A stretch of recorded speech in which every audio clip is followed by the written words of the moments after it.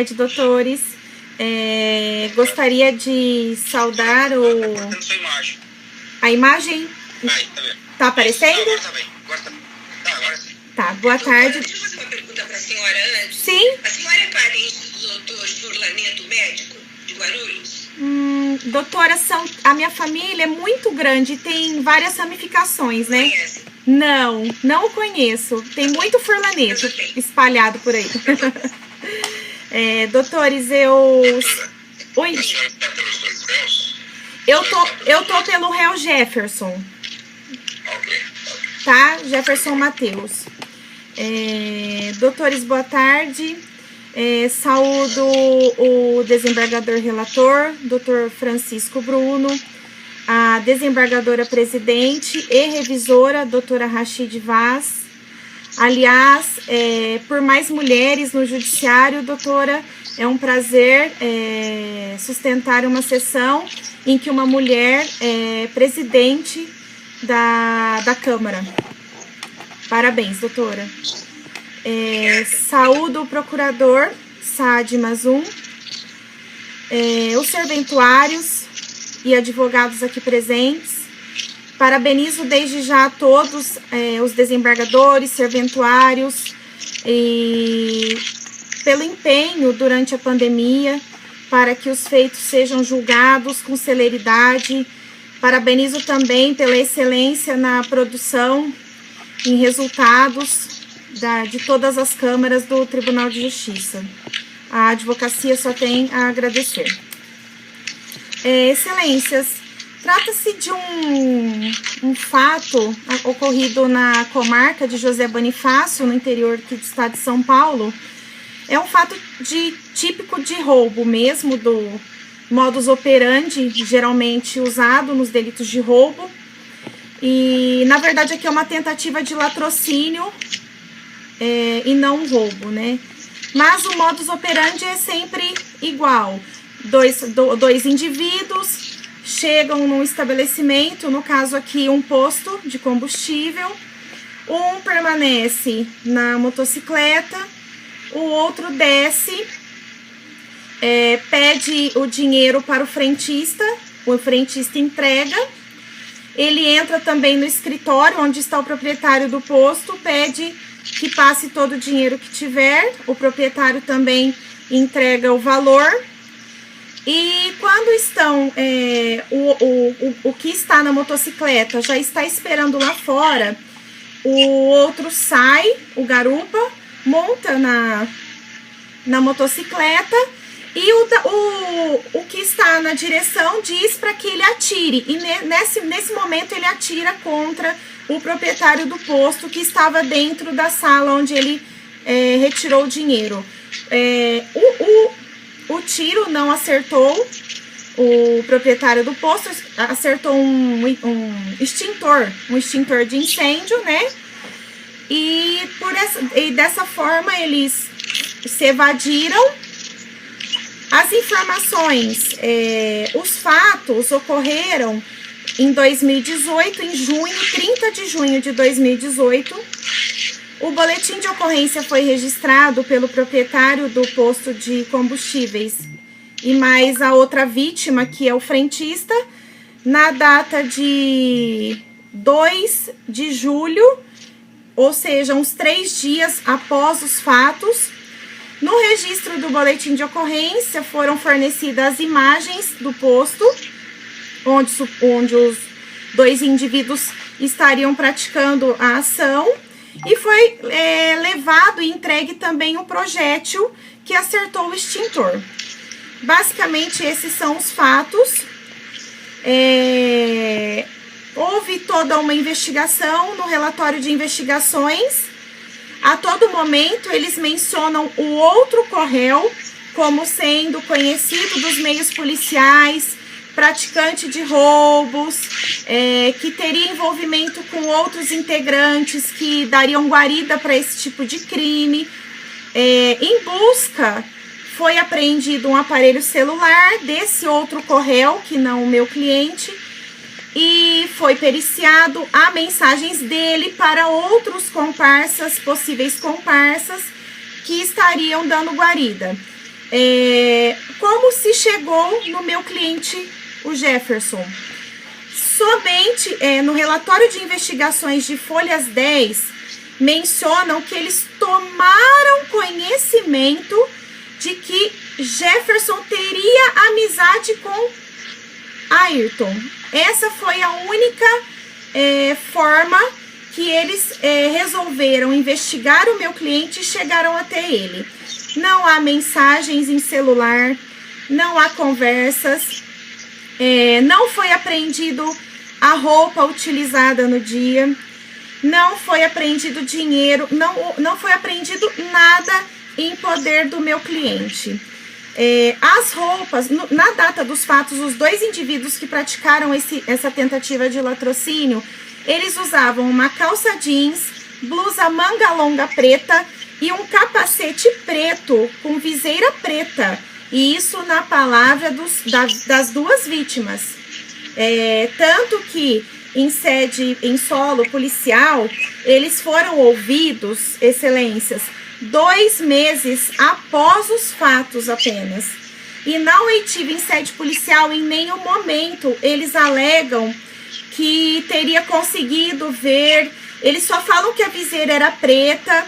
O proprietário do posto de combustível diz que ele não tinha visão do que ficou dando guarida lá fora na moto para o que entrou. Isso tudo na fase policial. Os reconhecimentos, depois que eles deram depoimentos em solo policial 2 meses após os fatos, os reconhecimentos foram feitos somente dia 11/10, 3 meses e meio após os fatos.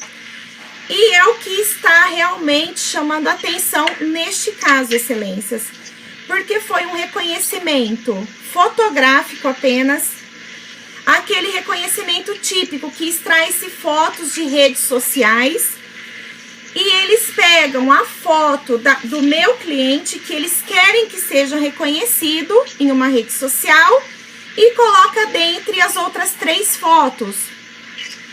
Aí o que chama a atenção é que o proprietário do posto de combustível diz que, olhando as fotos, ele reconhece sem sombra de dúvidas quem estava na motocicleta, que é o outro corréu, e quem entrou, que seria o Jefferson.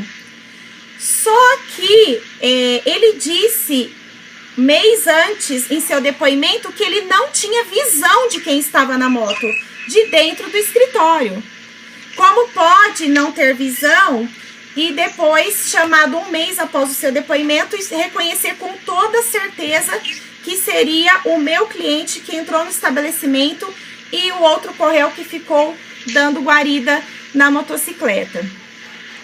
O que chama atenção também, excelência, imaginem eu com um capacete, uma viseira preta e um capacete preto com manga longa, sem possibilidade de descrição alguma de cor de pele, tatuagem, feições do rosto, nenhum tipo de descrição.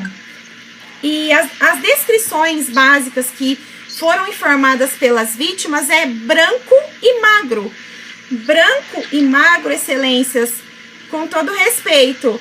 Acredito que nessa sessão temos vários, né? Até as fotos que foram apresentadas, as 4 fotos são muito parecidas até. Aquele cabelo bem raspadinho, magro, estatura baixa, por fotos ao qual não conseguimos verificar feições, expressões de rosto. Uma foto é estática e no momento dos fatos eles estariam em movimento, as vítimas com medo. Como conseguiriam reconhecer sem sombra de dúvidas com um capacete preto e uma viseira preta? Acredito que é impossível o reconhecimento desta forma. O que pesa é a nulidade do ato de reconhecimento, que foi eivado de vício, não foi observado o procedimento do artigo 226 do Código de Processo Penal. E dessa forma, a sentença condenatória, aliás, uma sentença uma pena altíssima de 15 anos e 6 meses e 20 dias de uma pessoa reconhecida por foto, sem as vítimas terem pormenorizado descrições e caracteres que pudesse identificar com certeza ser ele. E o fato da sentença condenatória ter sido baseada somente neste ato de identificação, por ele ser nulo, o decreto condenatório não poderia ser baseado somente nessa prova. Se tivesse sido baseado em outras provas colhidas que levassem a crer que o meu cliente, o apelado, estava no local dos fatos e realmente era ele sem sombra de dúvidas, poderia ter tido o decreto condenatório com base nessas outras provas, mas não somente no reconhecimento fotográfico. Até, excelências, se me permitem, teve um recente julgado, acredito que em outubro, do STJ, em um habeas corpus, da 6ª turma, o HC 598886, ao qual eles rechaçaram decisões baseadas em reconhecimentos fotográficos, que não cumprem os requisitos do artigo 226 do Código de Processo Penal. E dessa forma, os magistrados têm flexibilizado esse artigo,